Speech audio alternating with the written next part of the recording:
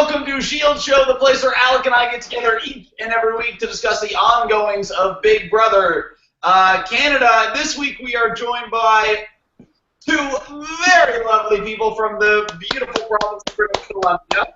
They are Sarah from Season 2 and Jordan from Season 1. Here, Jordan, everybody. My laptop's still broken. Still no sound effects.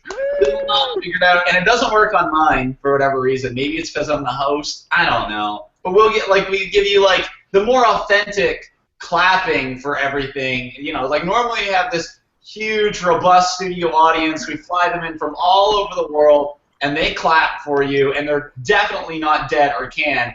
But I mean, these last 2 weeks or 3, we've just kind of been clapping for our guests because we specifically love them, and the audience, I think, has just been in such states of shock that they're unable to clap properly. So that's really what's going on. But in essence, thank you for joining us, guys.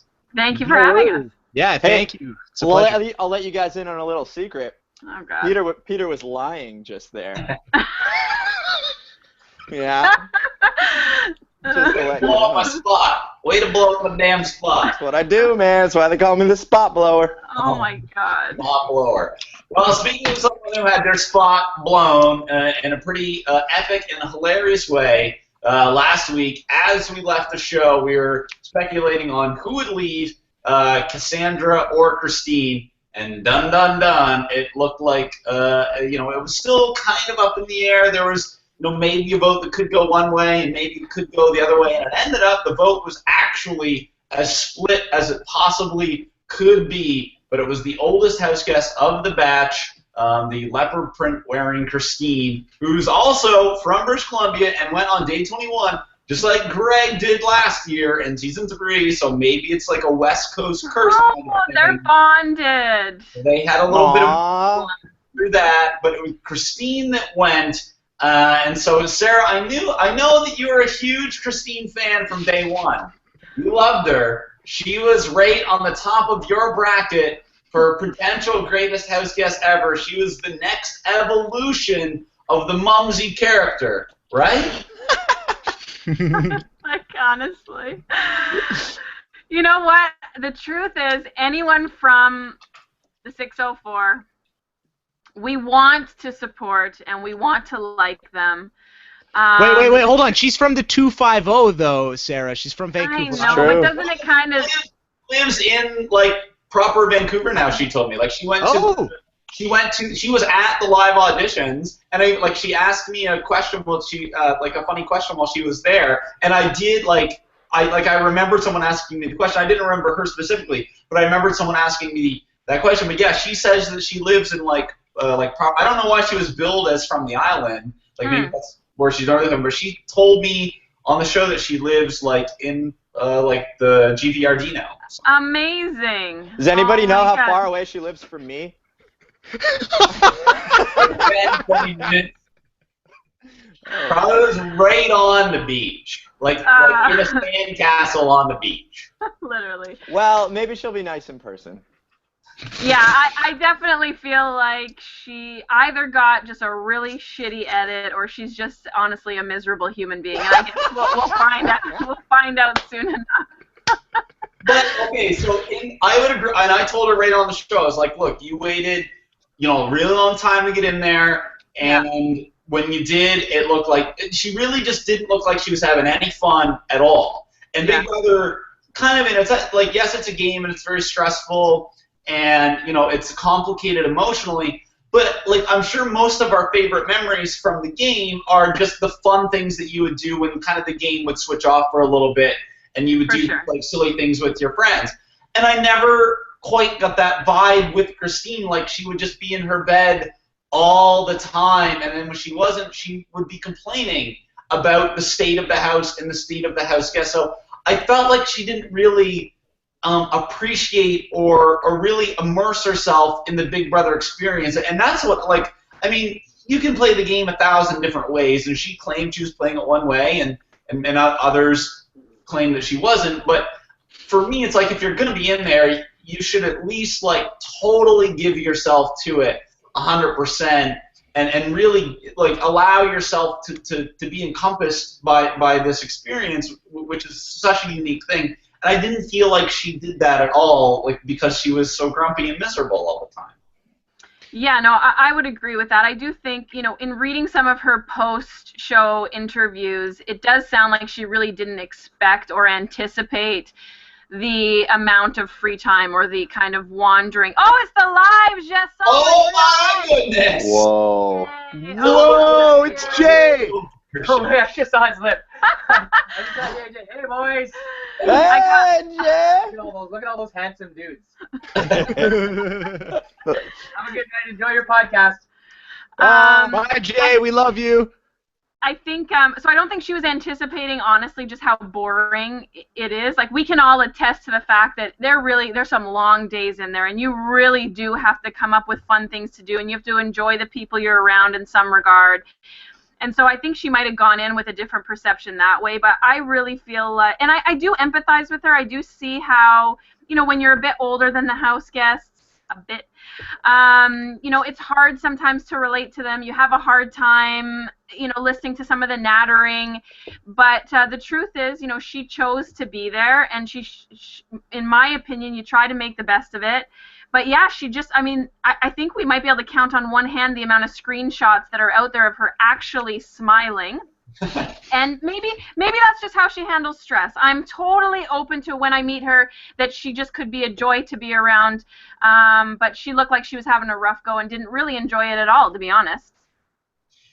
Yeah, that seemed to be something that a lot of people observed from watching her on the feeds. Jordan, I know you're a big feed watcher and you really understand strategically this game quite well, so I'm curious to hear your perspective on what Christine did, or at least what she claimed to do strategically. Like, a lot of people this season really wanted to be under the radar, middle of the road, not ruffle any feathers, not get anything going. And, she was literally doing that. Like, she was kind of taking Godfrey or Topaz's, like, lying in wait, sleep the days away strategy to the extreme. And that's, like, saying something considering the two people that I just mentioned. But she claimed that what she was doing was, it was all with strategic intent, and that all of her, cleaning and her kind of general demeanor was just collecting information that she would then at some point unleash on everybody. But then she would get mad at people for not doing things and not making the moves and saying, oh, well, like, now it's time to start playing 3 weeks in. Did she just wait too long to even attempt to be active? And then as a follow-up, when she needed to be, when she was on the block, did you think she did enough to try to stay? Because the vote was split. Yeah, it's always tough, being on the block. Especially for the first time. I think for everyone it's different. Everyone takes it in a different way, and I think for her, certainly, she waited way too long. She, she was lying around, and she says yes. This, sure, okay, fine. If she says that's part of her strategy, we'll let her say that. I mean, Godfrey Manguiza. I've said this before. I think Godfrey's the greatest player in the history of this game, and Godfrey's a guy who essentially did the exact same thing that Christine did for the first 3 weeks. The history of the Canadian game or the history of the American game? Sorry, the Canadian game. Sorry, Okay. never. Fair Dr. enough. Will. Yeah. Sorry, Yeah, apologies. all right. Yes. Okay. Yeah. No. The Canadian game. And that's up. Yeah. That's up for debate. But I'm biased. I just love Godfrey. No, I think it's you can make a case for that. But yeah. So I just think that she thought in her head, oh yeah, this is gonna be this great strategy. It's gonna work because Godfrey did this last year. It's gonna work for me. But that doesn't always translate. And the reason why that worked for Godfrey is because Godfrey is Godfrey. He is one of a kind. He's super likable, charismatic. People get along with him. He's hilarious, this kind of stuff. Whereas Christine, like Sarah mentioned, is a lot older than these other house guests. And yeah, sure, she actually seemed to get along with these people okay, at least better than, your Paul Jacksons of the world, at least in terms of the age difference. But she still wasn't the most, like, beloved person in the house. And really what happened was, yeah, she was sleeping all the time, kind of just chilling, getting mad at people for trying to she's saying, oh, make big moves. Yet when she wins the veto, she doesn't use the veto. And then when she's nominated, she just sits there. She lets Cassandra campaign. And it kind of just blew up in her face. And I think that it just came down to the fact that she had never, touched the block before. She never experienced that, and it's one thing when you watch it on TV, but when you actually get in there and you are in that position, it's hard to save yourself. So, she tried. Poor execution, and I feel bad for her because I think a lot of people are ripping on Christine pretty hard online and all that kind of stuff. And I've been there, and it's not fun, but. She signed up for this, so unfortunately it's something she's going to have to deal with. Jordan, you have a very soothing voice. It's like I don't know, it's a very nice voice you have there. It is. Oh, well, thank you, Alec. I I appreciate also that. love it. I like it, yeah. Okay, sorry, that got weird. Move on. Yeah, no, it's taking our relationship to the next level, Alec. I love it. Alec, we'll hear from your voice now. You're lovely and soothing. Oh, boo. What are your thoughts on the vote as it ended up being? Because basically, as Jordan touched on, it looked like Cassandra was doing all the work to save herself, and Christine was just kind of like, oh, go with the flow, whatever's going to happen is going to happen kind of thing. Like, she never was really that active in trying to secure her own place. She was kind of reliant on other people to do it for her. But the vote ended up being split, and for one of the extreme rare occurrences in Big Brother North America, because it happens in Survivor all the time, or at least it used to anyway, in the earlier seasons when the tribes were larger. It was two larger tribes at the beginning. Now I find the hinky vote doesn't happen so much with the smaller tribes. But anyway, I digress. Tim threw in the random vote, which, we saw that Joel was heavily being influenced by Levita just minutes before the eviction. Ultimately, he decided to do what was best, for the majority of the people and get rid of Christine. But, Tim took a gamble in there, assuming that Cassandra was going to stay and that Christine was going to go, and that vote would be inconsequential, which ultimately it was. But I'm just curious to hear your perspective on how that kind of played out, since it so rarely happens in our rule structure. Yeah, I think it rarely happens for a reason. I think it's a bad idea to do that, especially if you have an ally and you're willing to gamble her life in your hands. And she probably wouldn't have done that to him, but now she might think about maybe Tim's not such a great ally for me. I think it's a really dumb move. I honestly I've had good things to say about Tim up until basically that point, and now I'm just starting to think maybe he is more just like a character.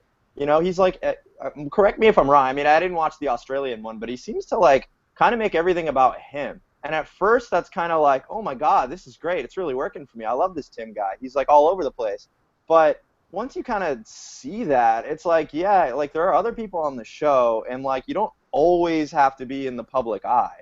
I think one of the more coherent things Evil Dick ever said is you don't always have to be on people's minds every single week. There are some weeks where Evil Dick was flipping out and banging pots and pans and stuff, but there were other weeks where you didn't see him at all because he was just chilling there doing nothing. Tim's in a position where he can chill there and do nothing, but honestly, I believe either it's his ego that gets in the way and he needs to make everything about him, or he just legitimately just gets bored and chaos entertains him. And I'd like to believe it's the latter. So I don't know, one of those two, but either way, those are recipes for disaster. Either one of those two strategies or just predilections, they're bad news in this game. There's a reason we don't see these hinky votes like you're saying. That's my opinion. The part of the reason why he explained that he did it, I thought was kind of clever strategically. I agree that it is a huge gamble to do. Although day of, I think most people knew where the vote was going to go, and this had already been something that was speculated in the house anyway. So it wasn't a big surprise to people, and it was pretty much addressed immediately afterwards. But his rationale was, okay, if the vote seems too lopsided one way, then perhaps the other side of the house will think that that they're maybe on the wrong side too much, or they might think they're getting too much power on the other way. If it looks like it's split, basically his objective is to keep the third wheel against the unnamed Dallas alliance against each other, and while the middle can just kind of continue to control the vote because it appears to be so tightly woven, like the split vote. Whereas it was completely lopsided, like it was the week previous, where it was 11-1. Then it looks like, okay, everyone's on the same page. Everyone knows where the power is. Everything. Okay, I would agree that's a good strategy if Big Brother was a team game, but it's not. Tim put himself in a lower position by doing that. Now, as a whole, these groups that strategy might pan out for him, but as an individual player, Tim wasn't really on the radar of Cassandra beforehand. She was thought of him as an ally, and the people around Cassandra thought they could also trust Tim as well. But now, because Tim is such a wild card and thrown this like hinky vote in there, he's done a disservice to himself. But I do agree that like the overall idea of it, of keeping these two things, like these two teams against each other, it can have some merit. But he's doing it at the expense of his own game, in my opinion. See, that's why I think it's actually genius, is because I don't think it's put him on anyone's radar still. Like, Cassandra was kind of just like, oh, haha, that's so funny. I don't think anyone's really cares, to be honest. Like, I think they're just kind of like, oh, Tim's kind of wacky. Maybe you're right. I think because at this point he's still trying to make it almost like a team game,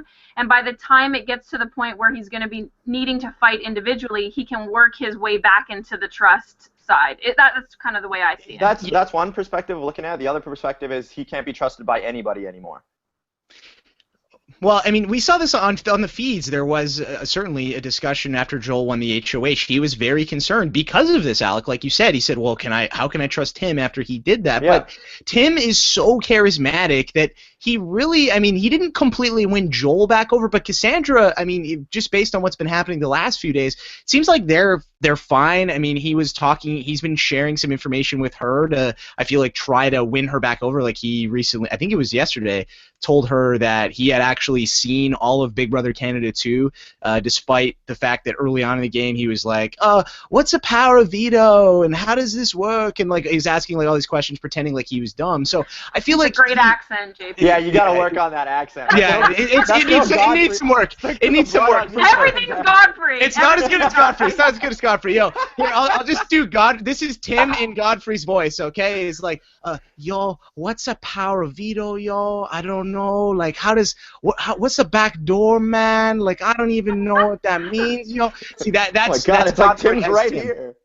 I know, right? It's amazing. But in defense of Tim, I will say that he's managed to save some face a little bit, but certainly we've got to dock him some points. I think that his wanting to make good TV is going to get in the way sometimes of playing, the ideal Big Brother Canada game. Well, he's remarked on a few occasions that in his season in Australia, you're kind of looked at negatively for just laying around, lounging around, being, furniture. That's something that it doesn't appeal to the public. It doesn't appeal to the people in the house. So he would get bored, and then he would do these funny things to entertain himself and entertain the public. In our game, kind of like how Alec was saying, that what Dick was talking about is that like sometimes it's advantageous to be furniture, to just be kind of like the blend into the wall and just be another guy.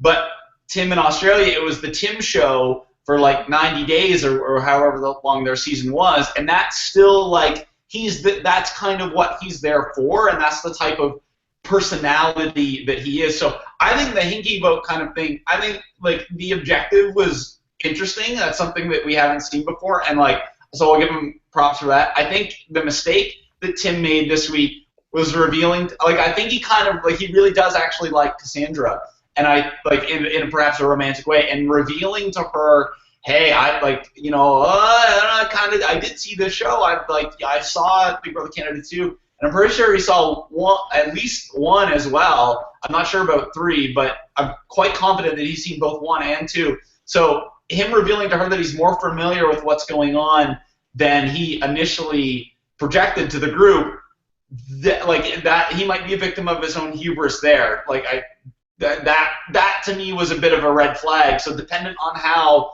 close he and Cassandra really are, how much she really trusts him and vice versa, like that will be interesting to see how it plays out later, because they have a final 2 deal. They have like discussions about, well, is he actively going to try to win the game after a certain point? So what he's trying to do is play this team game to a certain point, like Final 5, Final 6, and then turn it on if he needs to. So it all kind of fits within his plan. It's just abnormal, or it's contrary to what we would usually see from a Big Brother player. But I think Definitely. that's kind of like par for the course in this season anyway. I feel like it feels honestly, like an old school wild season.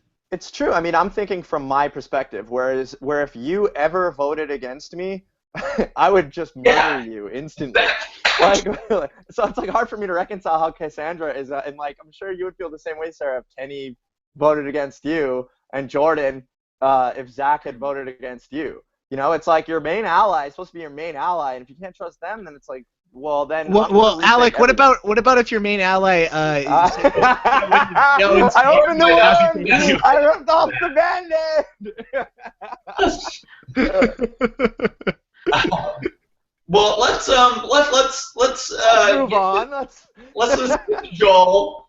Joel and Mitch won the HOH competition, and they had a little strategy beforehand, deciding that whoever would win, basically Joel would end up with the power, which is good because that's a believable thing. They do the rock, scissors, paper, but they already pre-orchestrated it, and it's a very believable, easy thing. It's great for Mitch to be like, oh, you have it, like for his, kind of role within the house, and it gets Joel kind of in a place of power, which maybe you could argue it's a little too soon for the type of player that he was at least attempting to be, but as it ended up playing out, I kind of think Joel ended up doing, his bravado through the week ended up being pretty good. So he decides, after a little bit of back and forth and Levita really being in his ears, Levita continues to be, I think, one of the most compelling house guests of this season,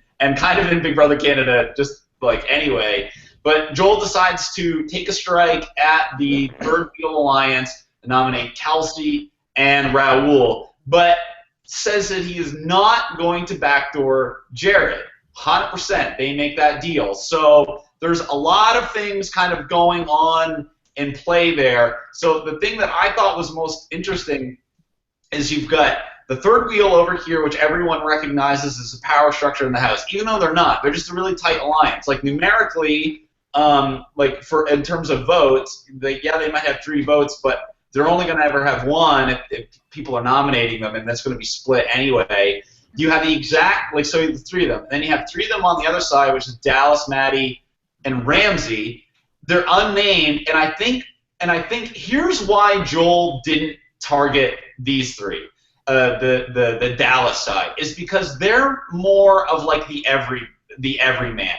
They're not the prettiest, they're not the smartest, they're not the coolest, they're not the most fashion forward. They're not sitting at the cool kids table. Like these are just kind of your regular kind of friends. Over here you've got the alpha male. You have this super alpha female, and then you have Raul, who's kind of like a resting gay bitch face all the time. So they're more just naturally imposing.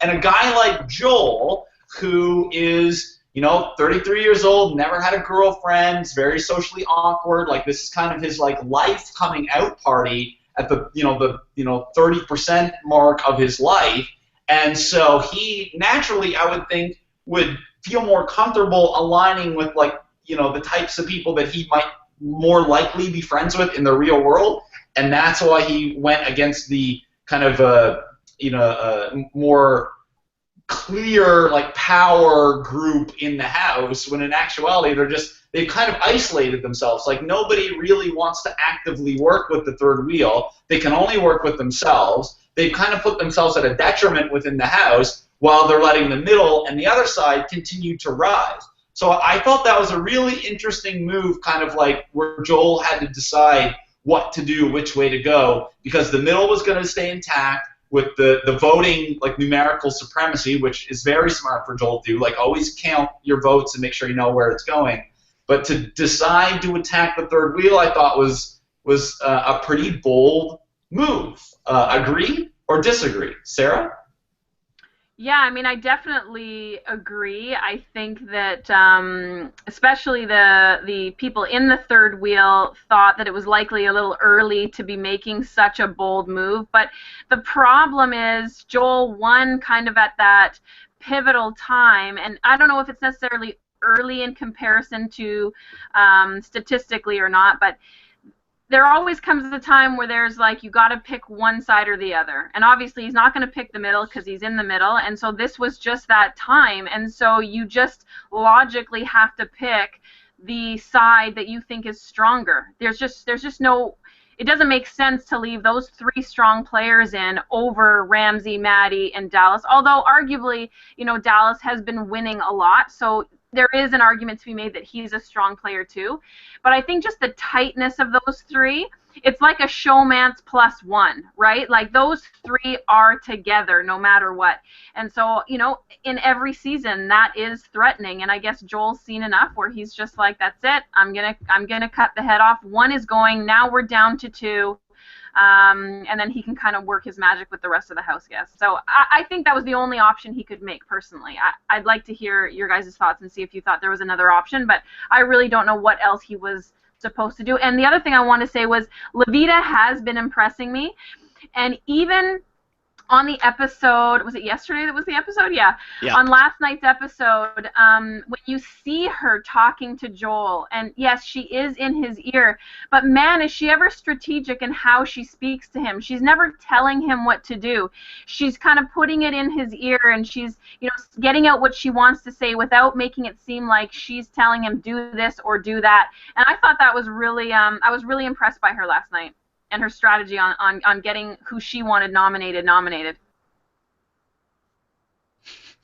Jordan, what have you thought so far of Joel's HOH reign and perhaps his proximity to Levita, who has proven completely incapable while she's in power, but certainly capable enough this week when she can get in persuadable Joel's ear. However, perhaps to her own detriment, because a lot of people have noticed this week that Levita never leaves the HOH room. She's always there.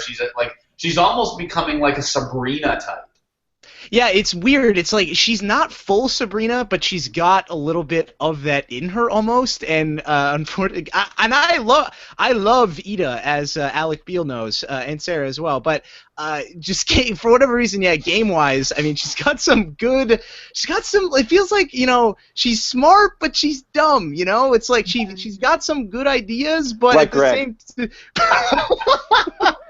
How dare you, Alec? How dare you insult the Ginger Ninja? No, but you know, I feel like she shows flashes, but then there's certain things. I think it's the execution. It's just poor. You know, being in the HOH and following Joel around all the time, it's a terrible idea because, you know, Joel is making his own decisions, but everybody thinks it's Levita, and everybody is saying, oh, it was Levita who told Joel to do that. We're going for Levita next week. And this is why, Peter, to answer your initial question, I really like this week for Joel. At first I was like, why did Joel win that HOH? He should be throwing it. He has no reason to win. He's in the middle. Nobody's targeting him. But if we look at what really the result of this, all of the blood is on Levita. Everybody's blaming her. Joel is, you know, he instead of, because I know some people were saying, oh, you know, maybe he should nominate one person from the Maddie Dallas side and one person from the Jared Kelsey side, but that would just piss off, you know, 6 people instead of just 3. So I really, you know, I'm happy with Joel. I really like this move by him this week, and I really like to go back to what you were saying as well, Peter. I think that it's the and Sarah as well. It's the unbreakable bond. That's really what scared him. He knows, okay, these 3 are never going to split up. They're always hanging out together. They're always, like, you know, laying in the beds together and, you know, going in the hot tub area, all this kind of stuff. Whereas at least with Dallas, I mean, as much as he's been a complete train wreck this season, and he's got all these, like, crazy plans, we have to give him a little bit of credit at least for he comes up with this idea of, like, all the time he's like, we gotta have some fake fights. Like, let's pretend to fight. Like, him and Ramsey have, like, gotten all these, like, fake little things where they don't get along, which is, like, it's a complete joke. But it put enough doubt, I guess, in Joel and Mitch's eyes, at least, to think, okay, well, maybe these guys aren't an unbreakable trio. Maybe we can, you know, eventually win these people over. So I'm a fan of what Joel did this week. Alec, what do you think? Whoa, I think it's kind of Peter's show. I think maybe he should throw it to me. I don't know. You're getting a little overstuffing your bounty a little bit. Where's your bagel, bro? I'm terribly sorry. I'm so used to being on my own podcast that I'm just like, oh, it's my turn to drive. I'm taking over this bus. Sorry. Oh, it's getting juicy. Get your juice, everyone. Oh God. Okay, well, yeah, I guess if it's, I'll answer Jordan. I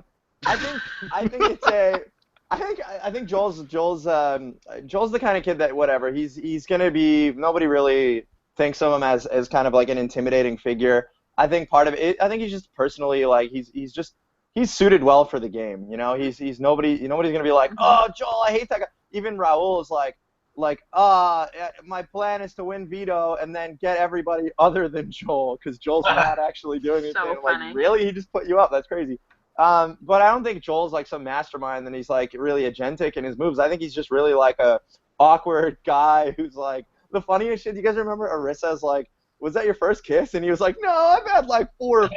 That was the best. Anyway, one thing I do want to say, and Peter kind of touched on at the very beginning of this little part, was the rock scissors paper thing. I thought that was brilliant, and there's not a whole lot in Big Brother that kind of makes you go like, huh, that's like a really good idea. But that was one of those things where I'm sitting back and I'm like, okay, Mitch is definitely, he doesn't want this HOH at all. And then they do the rock scissors paper thing. I'm like, what? There's no way Mitch is that dumb. And then he explains it. I'm like, this kid's fucking smart, man. Like, honestly, you guys got screwed over on your season, Jordan, because you had all those super fans. If Mitch was in there with you guys, you probably would have clocked on to the kid by now. But Mitch is like a wolf amongst sheep in there, because he's like the only one that seems like super savvy at Big Brother. Like, there are people that are like diabolical, manipulative. Like, Kelsey's one of the more manipulative people that I don't think she understands the game as well. He gets it, and you know, there's a lot of people that have gotten it in the past, but they haven't been like a piranha in a tank full of guppies, like where all these like recruits and international people that have no idea what the hell's going on. And then there's Mitch, who's probably just like every night he's probably just like, thank you, Robin Cass, for putting me on this particular season. Where I will say about Dallas too, one of the good things about Manguiza the Lady Please, and I said this so much in our Sheyld show of your guys' season, I think declaring an enemy is such a smart move in the game. When Godfrey's like, I want your blood on these hands, then everybody knew, okay, this guy's going after Zach. Zach's probably going to go after him. So if I keep, like, Godfrey's not coming after me. That's what everybody other than Jared thinks in that house. Dallas is going after Jared. If you're not Jared, you're cool with Dallas. You want to keep Dallas around because you know who his target is. He clearly outlined his target, so that's going to buy him a couple weeks because everybody knows that he's just going after Jared, and I'm not Jared, so I'm cool with him staying. I want to take out my targets. So that's what I have to say about that. I don't know. There was even a little, I think it was today, actually, today or yesterday, Dallas and Jared had a conversation where they kind of, like, flirted around the idea of, like, informally working together, which I thought was, and they were both like, well, we've called each other out now. It's like, now what do we, like, and that was legit. It was a straight shoot. Them like, okay, it's my team versus your team. Here we go. And then they were like, well, wait a minute. Like, what if? You know, it's like, because Jared, a lot of people are going to look at Jared this week as the most interesting person that's going to come out of the week. And that's because depending on who he loses, his role in the game is going to change a lot. And so that's kind of where the division of the vote is right now. So it's so strange because Joel 100% said, I'm not going to backdoor Jared, and he wasn't. He was going to put up Tim because he was going to put up one of the 2 wild cards if the veto was used, because he assumed that Tim would be, like, Nikki would freak out, and he assumed Tim would be more trustworthy in that position to stay, and then that whoever remained would go. So that's what was going to happen if the veto was used, which it wasn't. Dallas one didn't use it. Okay. So now the decision for, like, who to send home kind of has boiled down to how does it affect Jared moving forward, and what works best for us, like, kind of circumstantially from there. So there's the one argument that, okay, we could get rid of Raul, because seemingly they've convinced themselves that he's more capable in terms of competitions, and then they would know exactly where Jared and Kelsey stand. They would close themselves off even more in their own little kind of romantic twosome, far away. You knew exactly what they were going to do every week. You knew exactly who their targets were going to be, and they're just totally predictable, totally dependable. If you get rid of Kelsey, then Jared kind of becomes a free agent because though he's close to Raul, it's more kind of through Kelsey. And in terms of like alliance divisions, Jared could kind of like reintegrate into the middle a little bit as a member to attack Dallas's side if the middle gets power again. So that's kind of where the house is at right now. Like Kelsey went on this kind of like, you gotta get, like, I don't want to be here, you gotta get rid of me, like you should respect the wishes of the nominees and just get rid of me, which I think like that really like kind of turned me on her a little bit because the first week she proved herself as so capable of saving herself, and then this week, just because it's her whole alliance that's in jeopardy, she's kind of throwing in the towel a bit. Like I'd be curious to see if there's some strategy behind that for her. There hasn't appeared to be on the feeds, but that if she could have been like this super badass ultra bitch, and if she's just thrown in the towel, I think that would be unfortunate. Where Raul is kind of taking a more of like, well, we'll just see, we'll kind of like let fate decide and put my hands up and see where things going. So neither of them are particularly playing it very well, and it all kind of hinders on what people think is going, how's it going to affect Jared. So I'm just curious to see, Sarah, what your thoughts are and where you think the house should go and how things might unfold after. Yeah, I think that's a tough one because, as you said, I think that I think Kelsey's the person that's got Jared and Raul together. Like I think without Kelsey, those two fall apart. I don't think they have a strong enough bond just individually. I think it's Kelsey that's the glue in that threesome. So I think that, to get rid of Kelsey, now all of a sudden Jared's not so scary anymore because he's just one guy and he's literally got to win his way to the end. So I think for Jared, actually, I think the best thing that could happen to him, in my opinion, is if Kelsey goes. For the rest of the house, keeping Jared and Kelsey together keeps a strong target away from everyone else. So, there's something to be said about that, too. I honestly don't know how they're going to vote because I found every vote so far to be a little bit wonky, and I've kind of had to scratch my head and think, how did they get to this place? But I would say, oh, God, I kind of want to see Jared as a free agent, honestly, because I do think that he has some ability. I like his character. I think he's one of the good guys if he was apart from that three-headed snake or whatever the hell they called them. That would be my hope, is that Kelsey leaves, but honestly, for the house, I do think it's better to keep them both in because everyone's going to be constantly gunning for those two. They're always going to have their eye on Jared and Kelsey, wondering what they're doing, and it's going to take a little bit of attention away from them. Jordan? Yeah, I think it's interesting. I mean, if history is any indication, Joel wants Kelsey to go home, so that means Raul is going to go home because first 3 weeks of this game, the person the HOH wants to go home ends up staying. But alas, it's going to be interesting. I think that I agree with Sarah. I think it'll be more entertaining if Jared becomes a free agent and Kelsey goes home because there are so many different options with that, and I think that'll be fun to see. But at the same time, I think if the middle says, hey, you know what? We like being in the middle. We like these two warring factions. Let's keep Kelsey in the game so there's a clear target that is going for the Dallas side, and the Dallas side will have to, they're going to have to go back and forth, and we can just chill in the middle for a few more weeks because really at this point, it's week 4, so it'll be week 5. I mean, really, they don't really need to start gaming hard just yet. So I could see why they would want to keep Kelsey in the game, but we'll see. We'll see what happens. I'm really excited. I think this has been a great season. Every single vote has really come down to the wire, and I don't think this one will be any different. Alec, there's I think something to be said for the way that we touched on a bit earlier of how these two alliances, which have the exact same amount of numbers, have almost entirely different perspectives within the house. Like the way the middle sees them is totally different. One side, the Dallas side, seems to be able to intermingle a little bit more. They have better connections. And then you've got the Jared, Kelsey, Raul side, which basically have no, like a little bit here and a little bit there, but like they're kind of more or less onto an island of themselves. And so is it that the middle, do you think the middle chose correctly by targeting these three people who are always going to stay together? Or do you think maybe there was some value in kind of targeting the three people on the other side who are seemingly more loosely affiliated with one another? Was it perhaps a mistake to go for the pretty people this time?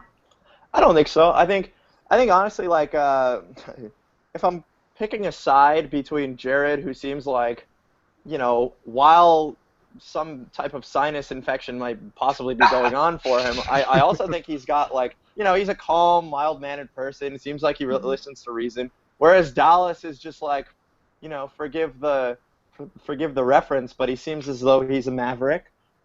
He could, basketball fans will appreciate that one. I feel like he basically he'll be like, you're coming against me, I'm coming against you now, buddy. And like he'll just take it as like a personal challenge. Whereas like Joel can put up Jared's girlfriend and best friend, and Jared still probably won't be coming after him. So if I'm Joel, that's how I'm going to see it. I'm going to see it as like, okay, do I want to like start a fight with Dallas, or do I want to start a fight with Jared, who I could possibly, you know, reason around? So I think for Joel that's good. Ultimately, I think he won't do something that, you know, Mitch and Lovidia won't be cool with as well. Like, I think they wanted to do the Dallas side. He maybe would have given that a little bit more consideration. But I think the people in the driver's seat, from my perspective, Mitch and Lovita, they kind of see it that way as well. They're kind of, I don't know, puppeteering the Joel puppet, which is an adorable puppet, by the way. I just like see him on the screen, and I'm just like, oh, Jolie. So I give him a hug, or like shake him and take his headphones off and tell him that everything's gonna be okay, and walk away from him. That's a Donnie Darko reference. Okay, go on, Peter. He does garner a lot of sympathy, Joel, and it looks like he's going to come out of the week relatively unscathed, which is good when you can target a huge known alliance with, you know, people who are agreeing to be power players, despite the fact that they've never really exerted that much power. And then he's going to come out of it pretty much scot-free. And then, you, like as Jordan said earlier, you got Lovita, who's probably going to take a lot of the blame. But Mitch is someone who is starting to become more interesting. Like he's starting to emerge on the show a little bit, and he's starting to try to impose his will more. You know, like in the live feeds instead of just kind of laying back. But here's the difference between Mitch and someone like, you know, who's been compared to as like an Andy or a June or something like that, like these like real, or Godfrey, like these really under the radar players who are just kind of there, and you know they're pulling some strings, but not a lot of people have got eyes on them, and then they develop in like the last third of the thing and are real contenders to win. The difference is people are starting to look at Mitch already. Like there's a growing sense this week of like, there's something more to this guy. Like, I don't know. Like he seems to be saying this, but I kind of think it's really this, and someone's got to be doing something in here, and maybe it's this guy. Like, people are starting to get wise to Mitch a little bit, not in like an obvious direct like you gotta be like he's gonna be targeted tomorrow kind of thing, but like eyes are starting to shift his way, and if that happens, I believe at this point in the game, for the type of person he is, that could be bad for him, because if let's say for example the middle becomes targeted by either side, he might be somebody that is looked at as like the leader of the middle, or the person who's got the most influence in the middle, and it's like, we got to get rid of this guy pronto. Whereas Lovita, who I generally believe is a pretty bad Big Brother player for the most part, you know that she's so erratic and wild card that, again, it becomes kind of dependable. Like, you always know Levita is going to blow everything out of proportion. She's going to take way more than she gives, and she's going to be kind of, like, manipulative and two-faced. And though that does present its own set of dangers and risks, where it's like, oh, Mitch is smart and he's capable of anything. And then you've got Levita, where it's like, well, we all just kind of hate her and assume that she will go at some point anyway. She sounds more and more like Sabrina as the more you talk, the more I see it. The more I see it. Yeah. So, I'm saying that, it's interesting that Alec brought up those two people as the puppeteers of Joel, which I agree is correct. Mm-hmm. But, they're both in the middle. And so, if it, let's say Maddie wins next week, or Dallas, and Dallas has decided, you know what, Jared's kind of my bro now, for whatever reason, in this little conversation with Ava. Let's say that goes even further along than just the one conversation today. Maybe Dallas feels like maybe he puts it together, because he's not as dumb as I think some people would he's not an idiot. He's playing Big Brother in a very aggressive way, and that's different, but he's doing all right so far. And so maybe he decides that the middle, where all the numbers are, is the best place to target, and he goes after Mitch and Levita. In that scenario, in that very extremely specific scenario, I would think Mitch would go. And I think there are maybe more than a few scenarios in which Mitch would go in the next little while, simply because people are starting to look his way. I feel like in order for that to happen, we have to assume that the players, I think there's a lot of players in there that know Big Brother, but not a lot of people that really get Big Brother. So I think that they're still really distracted by the shiny object, which is not going to be Mitch. And I think that he's got a little bit of that Netta quality, in the sense that, people are kind of looking at her, knowing that she's pulling some strings, but for some reason they just still don't see her as that threatening. And I think that he's got that going for him. So I think people are going to start looking at him. But the only person I really see catching on to it is Joel, and they're aligned together. So I don't know I don't know that's going to happen. You have to assume that Dallas is going to be smart enough and calm enough to really logically think that through, as opposed to just jumping and he's kind of like, oh, over here, and he has a couple moments of clarity, but then again he's like, oh, boobs, and oh, Jared, and oh, it's too much. It's too much. I don't think Dallas is going to save the day and evict Mitch. Let's just I think that's a compelling storyline, though.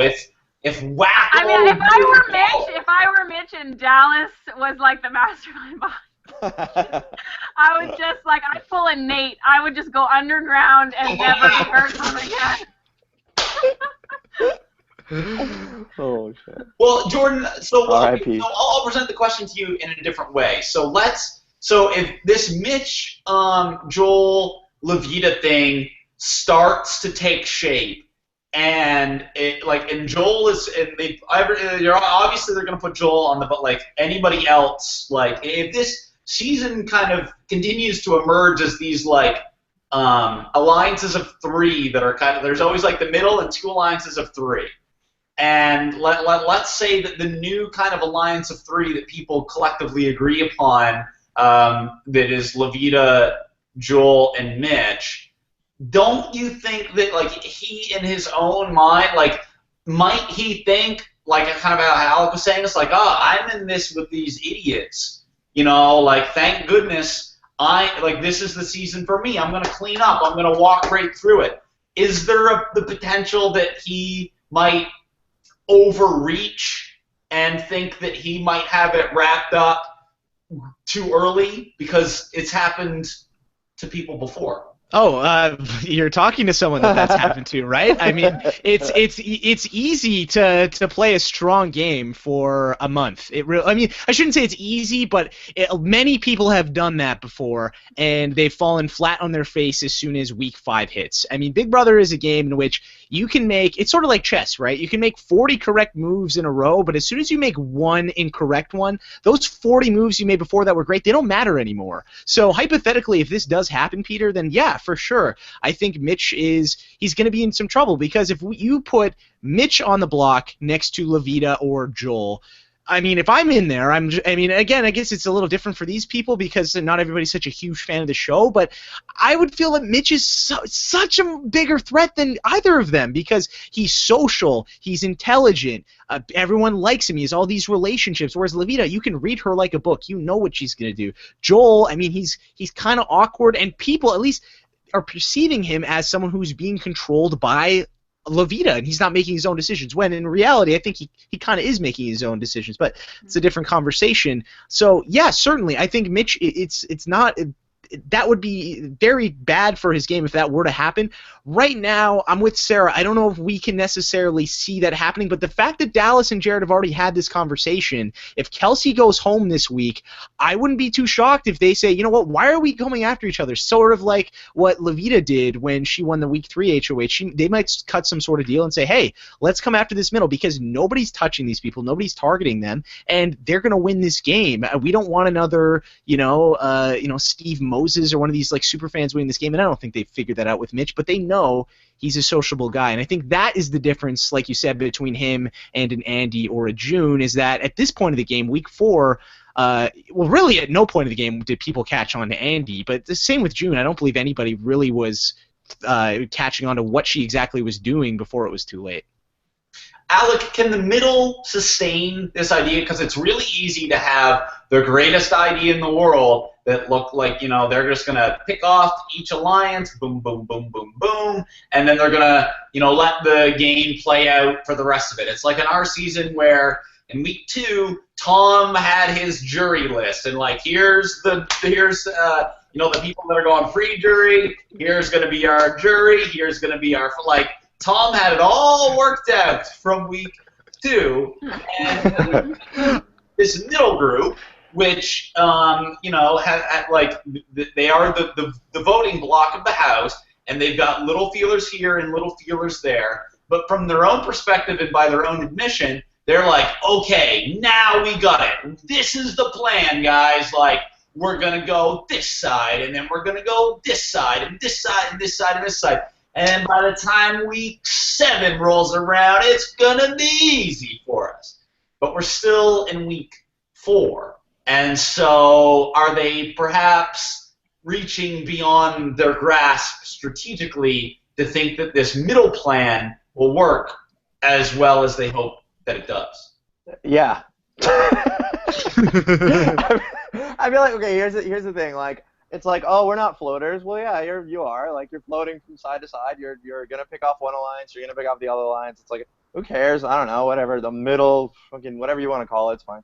I think that you can sustain that for maybe 1 or 2 weeks. But like you said, like we've been talking about here, if Kelsey goes, then what the hell side are you targeting? Jared and Jared and Jared's hat? That's not a side. That's one man. And he seems to get along with everybody. So I think especially if Kelsey goes. Maybe one of the wild card goes is probably better for the middle than anything else. But yeah, I think that one side, Jared's side, is going to take a 33% hit this week, and they're not going to be a side anymore. So I think next week the dynamic's going to change entirely. One thing I did kind of think about while you guys were talking and making the comparisons of Mitch.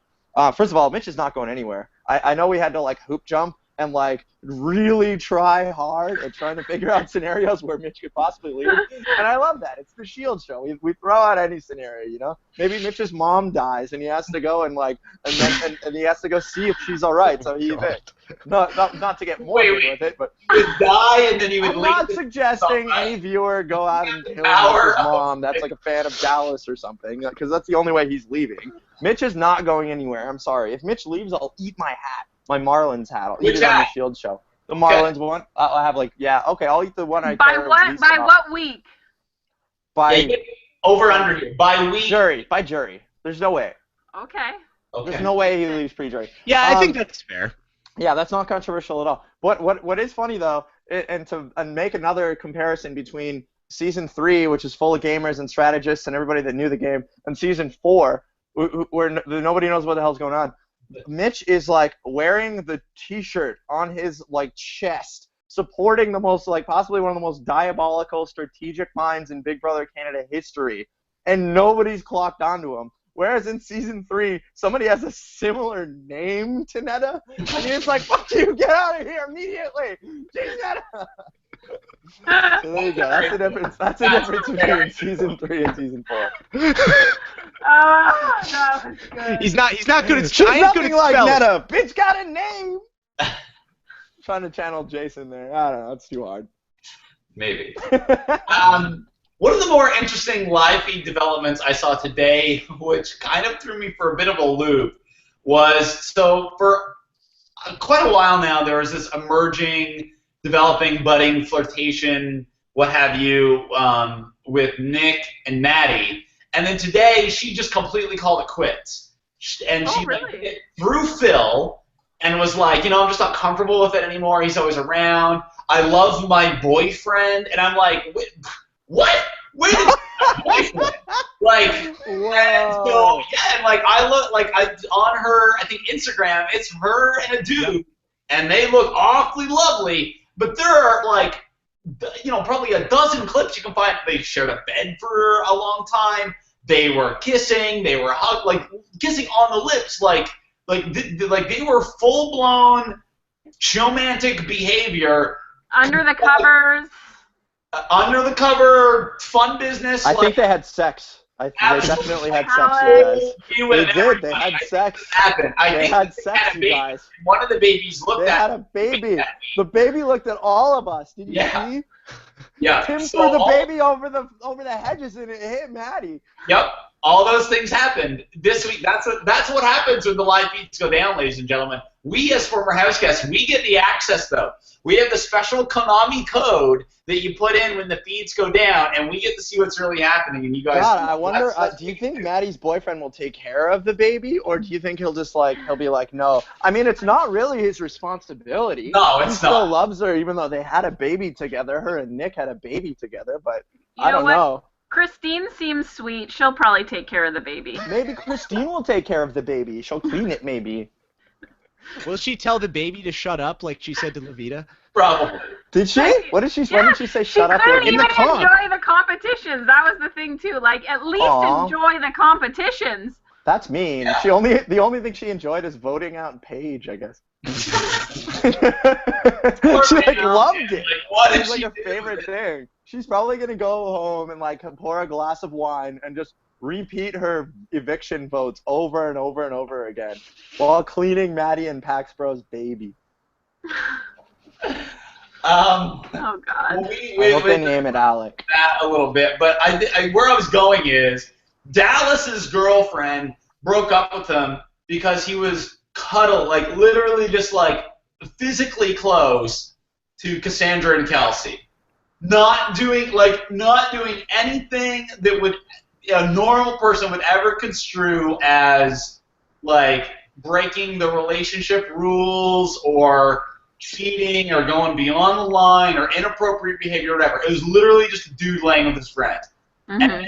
And then you've got Maddie, who apparently has a boyfriend in the outside world that she claims to love and was really showmancy with Nick for a few weeks. And now it's like now there's some awkwardness between them. And I'm sure Phil is loving this because, Phil wants to control everything that Nick does. And I'm sure that he was very happy to hear that this will no longer be going on. And he kind of just wants to put Nick in a little box and carry him around, and that'll be that. Like, he obviously doesn't want his brother there.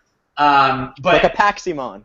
Like a Paximon, exactly. He wants to put him in his little Paxi ball and put him on his holster and just walk through the game and have it in a for a vote or something.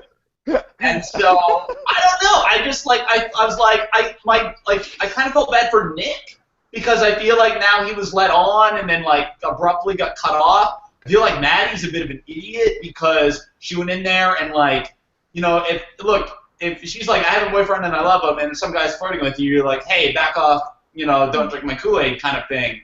Or, like, I don't know, so I found that as a very awkward situation, and it was almost kind of like the Austin and Liz thing, except for they actually ended up together in the show and then for a while afterwards.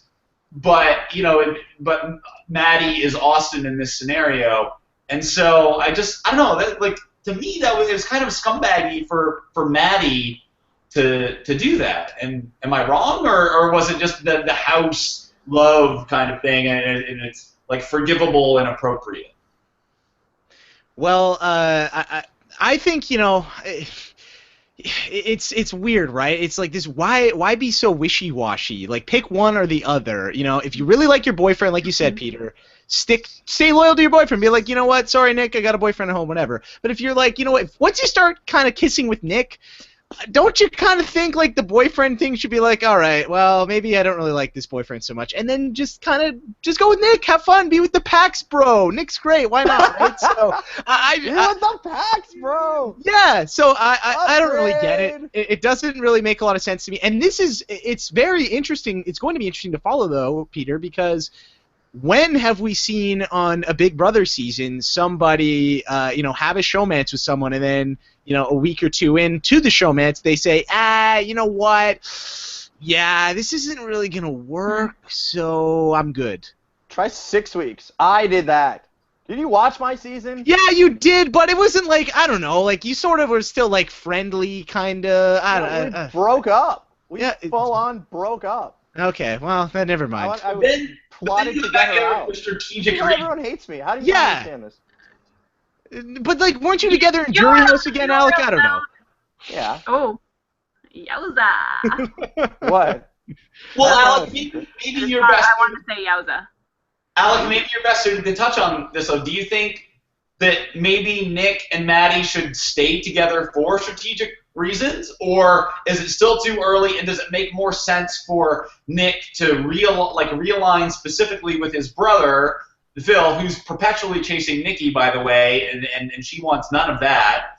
Go back kind of into the middle, because a lot of people, again, this has been a great week. Like, of a great season so far, it's really been a great week. Because now, like, Dallas is everywhere. I think he's quickly emerging as my new favorite person, actually. He called him and was like, everybody knows what you're doing, pal. Like, we know you're over here and your brother's over there and your whole game is exposed. I'm calling you out. Like, this guy just calling everybody out. Like, I think Dallas is kind of hilarious.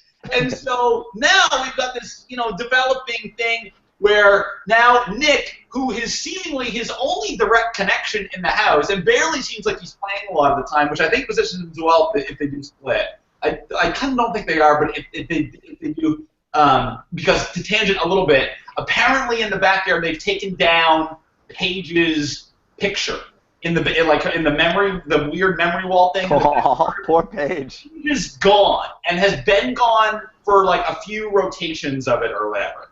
Like, because I think they take them in and put them up for comps and stuff. So Paige is gone.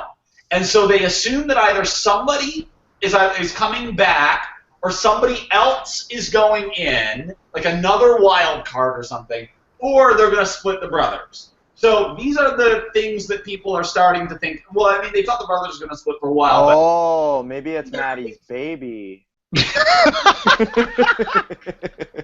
can't. Or the baby is gonna be the new house guest, like some new wild card twist. So anyway, my point is, A wild card would that be? people love the brothers for what they're doing. They're technically in the middle as a player, but each of them are kind of on each side and kind of gathering information and reporting it back. So does it benefit Nick to distance himself from Maddie? Yeah, what? Distance himself? No. I mean, if you have a showmance, it's good. I think Felipe needs to kind of chill a little bit. I mean, I love the pack. Maybe Felipe needs to shack up with Nikki. I think honestly, man, if each of those kids has a best friend and a girlfriend, and then they're 5 deep and they're perfect, man. Like, I don't understand how they're not utilizing their position in the game better. I think if you had a clone of yourself in Big Brother, if any of us had clones of ourselves in Big Brother, we would have a huge advantage. We would be working the gimmick. Like, it's not like we're normal players now. We're given this opportunity to do something that's never been done before, and we need to take advantage of that. We need to be figuring out how the best way to move forward in the game is utilizing the two brains and the two, social reaches that we have. It would it would work well for them if they branched out, each got some super loyal people with them, and then they're golden for at least at least till Jury, at least till Mitchville. I think the problem with that is really Felipe, because he's just still can't get over the fact that his brother's in there. He wants to kind of run his brother instead of sitting down and strategizing with him. He's kind of just telling him what to do, right? So I think that's where that is going wrong, in my opinion. I think Nick he's clearly the follower of the two, and he would be probably open to sitting down and coming up with a plan on how to make this work together. But anything I've seen, Phil's just been telling him how it's going to be. Don't play coochie-coochie with Maddie under the covers, and don't do this, and don't do that. And so I don't think that's going to work for them. I think that's going to blow up for them. I agree. Before we get out of here, there's one person that I don't know that we've ever said his name on the show yet. He's barely on the show, as it is. He's in an identifiable alliance, though it is agreed that he's at the bottom of that alliance. He's always the "and" aspect of the alliance. He's not considered a threat to anybody in the house. Nobody's looking at him as the next winner. Nobody's looking at him as someone who's capable of winning competitions. Nobody's really looking at him at all. And does he have beef with Meek Mill? If Ramsey has beef with Meek Mill, then... It's a Drake reference. Sorry, the young people get it. The young people understand. Good job, Alec. Well done. I'm proud of you. Jordo. Yeah. Drake references. OVO click. I didn't get any of that. I have no idea what you're talking about. I'm team old person, obviously. I think I skew old. Alex, do you want to elaborate on this? Wait, Peter, you don't know about Drake versus Meek Mill? Oh, I thought you meant actually Ramsey. You're referring to him being a Drake fan. No, it was a double joke. It was one of those double jokes the kids are using. The kids are using nowadays. We call them double legs. Ramsey. Yeah. Okay, here's something I want to point out about Ramsey, which may seem kind of obtuse, but I think is kind of interesting. Every single week, he looks different because of his facial hair. So in week 1, he comes in he's Drake, and he's got the full beard, and he's Toronto, born bred, whatever. And then he's just got the goatee, and then he's clean shaven. And then so every time you look at Ramsey, it's oh, that's a totally new guy. And I think that maybe this is a little much, but as a visual reset happens every week with him, where he's always a little. It's like when you see a guy who's real shaggy and scruffy and stubble and long hair, whatever. It's kind of like how John progressed. Remember John at the beginning of the game? Oh my God! And then at the end, he looks like $1 million, and then he's all scraggly again. The difference in appearance of as people evolve, and Ramsey literally changes his look to or at least his facial hair every single week. And I don't know if there's a social psychology aspect of this, of just people changing little elements of their physical features to make people always refresh in their memory of them or whatever. Maybe I'm goddamn crazy, but Ramsey seems to be positioned pretty darn well in the house and seems to have the ability to just kind of blend. I didn't think he was doing so great for a while. It looked like he was on the wrong side, and he really kind of wasn't active. And then he became aware of it, and he started to get active. And even though he's still kind of on that side, like I said, he's at the bottom.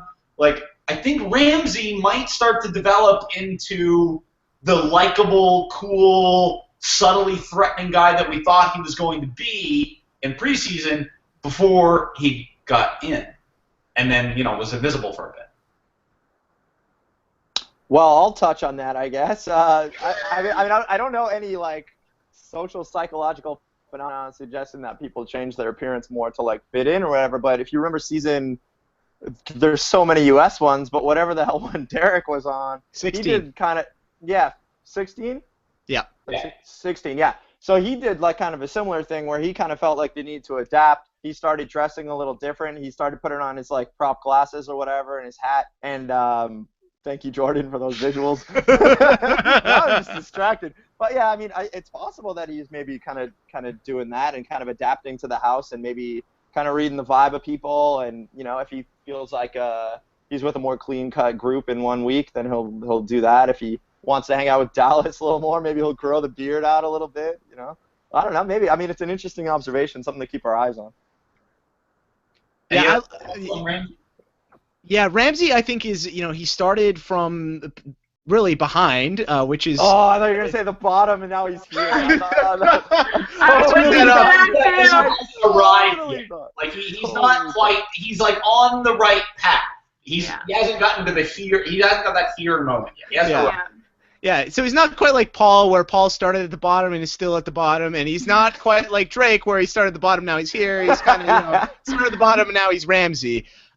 So, you know, I don't want to, you know, I don't want to think about this too much, but, you know, I do think that, yeah, he's doing a good job. I think it's tough when you go into a game like this and you don't really have a ton of prior knowledge, but Ramsey has shown that, you know, he's a likable guy. I think he's a social person. He fits in with all different kinds of people, and I think that that's something that's going to help him in the game for sure. I don't think people are really wising up to the fact that he is going to be not just a social and potentially strategic threat down the stretch, but he's also a physical threat. I mean, this is a guy who he's a tall guy. He's, you know, show him playing soccer. That baseball comp, by the way, he was killing it as well. Kind of a little bit of an unorthodox swing he was using, but you know, he got the job done. So you know, I'm excited for Ramsey. I think that I think he's got a good thing going. Are we going to talk about Tim and whipping the bat over the hedge? Was anybody else like horribly disgusted and shocked by that move? I mean, horribly disgusted is a little aggressive, but I was definitely... You're a little aggressive, Sarah. How about that one? I feel like there's a side to him that's really immature, and that was one of those moments where you see that. And, you know, there's been some things he said on live feeds that were pretty offside. And I think the thought of going on slop, like, people that don't understand slop, it is terrible. And I think that was just his little boy coming out, being angry. I think he thought it would be funny to chuck it over. And then when he realized that he hit someone, you could tell he was genuinely like, oh, shit, like I hit someone. So I think it was horribly disgusted. Seems a little much. Were they using real bats, or were they using like foam bats or whatever? That couldn't have been real, I think it's was it? probably a real bat. I feel like they said it was a wood. I think I heard someone say it was a wood. Somebody hit me with a wood bat. Is what Matt. Yeah, if it's a wooden bat, like that's a serious thing. Like you know what you're doing, and like it. Well, hold on, Alex, he was drunk. Second, like, they were all drunk. They were wasted. Yeah. It doesn't matter if they're wasted or not. You don't whip a wooden bat. Like I've played baseball with a wooden bat before. I would never do something like that because you can hit somebody in the head and actually really injure them. Okay, in fairness, you're saying you're probably the only one out of all of us who's actually like legitimately played baseball, so you know how hard that bat is. Tim has said at the very beginning, he's like, I don't even know what baseball is. So you know, I don't think it was. I don't know. I think you're getting here's my take on it. If it was anybody else on the season, people would be horribly disgusted. But since we're all like, we love Tim, he's the best. Look at his cute, adorable accent.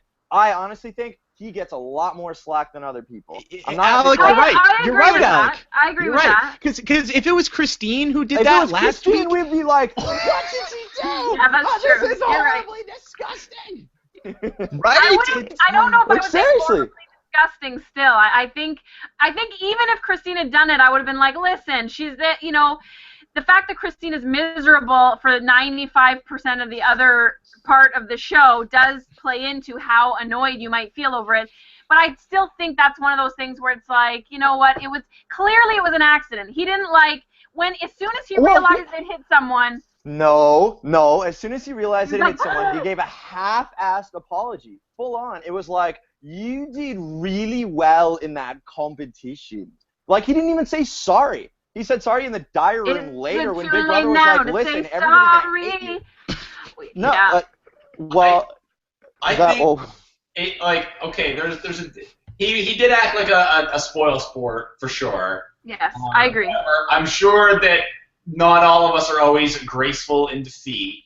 And I do agree that like he went probably too there is a degree of forgivability because it's Tim, like Alec was saying. However, there is a difference between like aggressively like chucking the bat at someone and like tossing it up and over. Now it is a wooden bat and it's going to hurt. And he like yes, he was drunk, but that's not a total excuse as to be like, okay, well, it's like you throw it over, whatever. Like you got to know it's gonna land. Like I mean, he did it with intent, drunken intent, but intent just the same because he was acting like a spoil sport.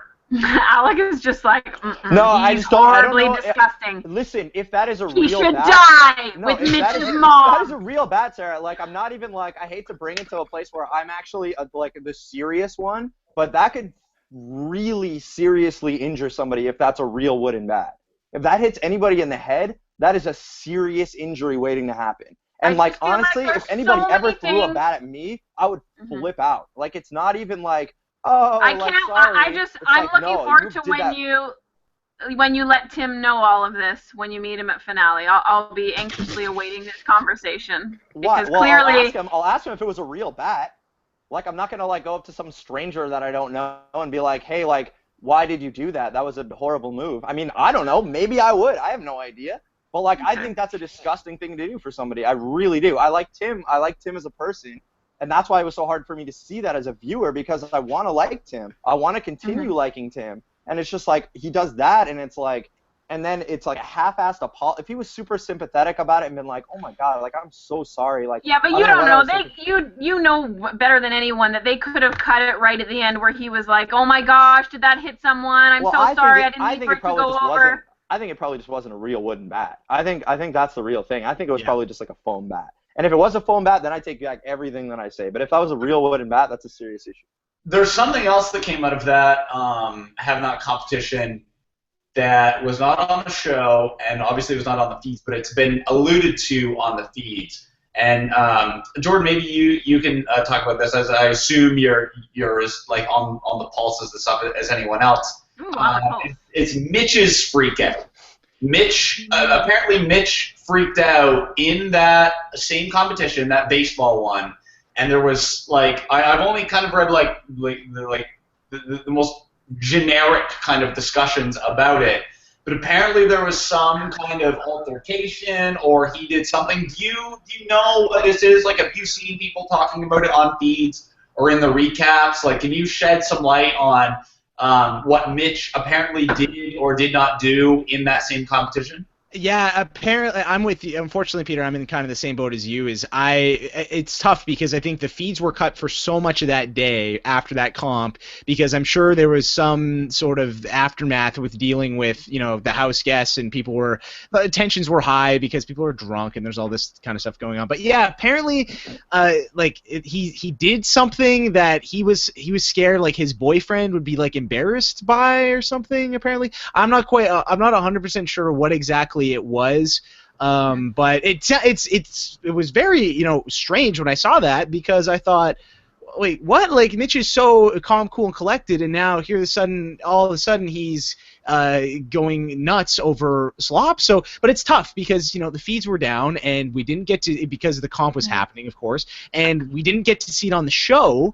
So who knows? I think this is something that's going to remain a mystery until probably the end of the season when we actually get to talk to Mitch ourselves, or unless somebody else at a certain point in the game is getting into a confrontation with Mitch and is like, yeah, just like that time you did blank during the Have Not competition. So, yeah, I'm not too sure, but that's something that kind of it's like, ooh, really? Like, Mitch, really? Because, I'm with Alec. I think Mitch is playing a great game. He's doing a great job, and he seems to be keeping his cool. He even talked about it on the show, self-control. It's really, arguably the most important thing in Big Brother, and the fact that he kind of slipped up, it's like, oh, all right, this is interesting.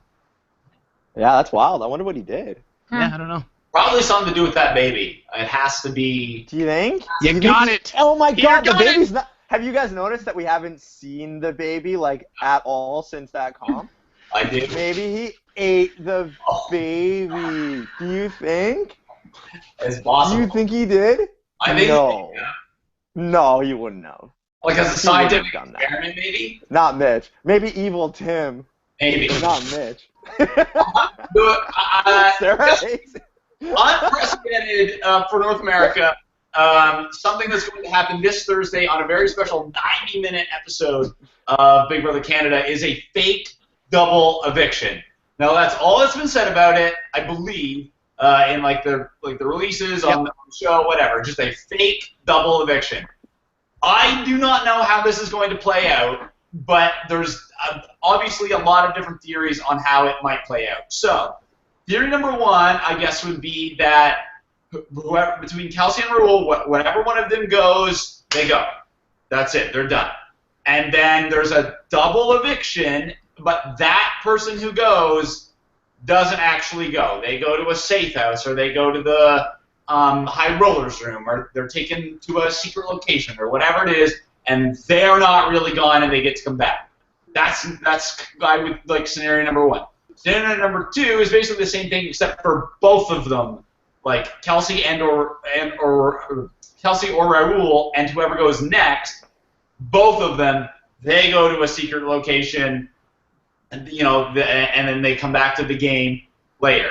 So I would think, I guess those are the only two versions. Are there any other permutations of what a fake double eviction could be? Well, I guess what if the baby comes into the house? I guess that could is there be, any way like, we part could of get the twist. baby in play here? Maybe toss the baby in That's the a mix? triple. That would be a triple, or like two. Right. But Maybe the baby could be twins or is something? there any other, either they both don't go or only one of them doesn't go? But is there any other way that we can see maybe this playing out? Is there any other kind of cog that they can throw into the wheel to switch it up? I think one makes the most sense. I think it's the one person goes home and the second person, so that's not Kelsey or Raul. That person, I guess, would just go to the high roller room. I'm not quite sure, but I feel like that makes the most sense, right? That or the other one. The high roller room though isn't it's not like the vault or the secret room. Like you can literally see through the doors. Like it's obviously not a secret room. Like they let them hang just out in there. Okay, here's the most pessimistic view you could possibly take on this. All right, so I'm not Alec anymore. I'm just I'm a jaded, bitter fan that didn't get on because they hate production. They're like, oh, production would be too afraid because I'm so good. I'll be so juicy on the show. Okay, here's what I would say. I'm that person now. They call it a fake double and give no information.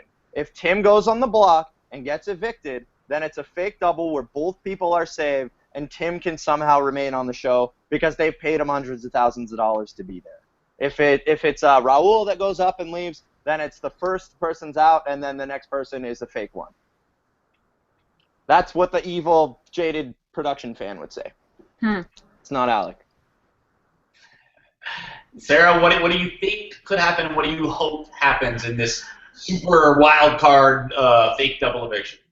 I hope that it's the first one really goes and the second one doesn't, and maybe gets some cool power or something for being fake evicted. But I think just based on counting down the weeks, I think it would make most sense numbers-wise if they both stayed. Because I feel like if you do the numbers, it's almost like we're missing someone, or else there's not going to be any instant, no other double. You know, it'll just play out as a regular, like there's no other room for another kind of crazy eviction. And there's almost definitely going to be at least 9 more crazy evictions. Right. Is it a long season this year? Is it longer than usual? It's 10 weeks, right? 1 week. It's 11-week season. Oh, 11 weeks. Okay. Okay. All right.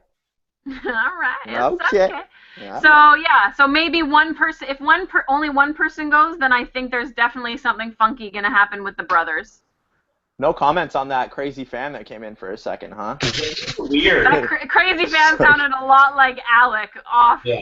That's not what I actually think. I have better faith in our production than they would do that. But I think you got to throw it out there.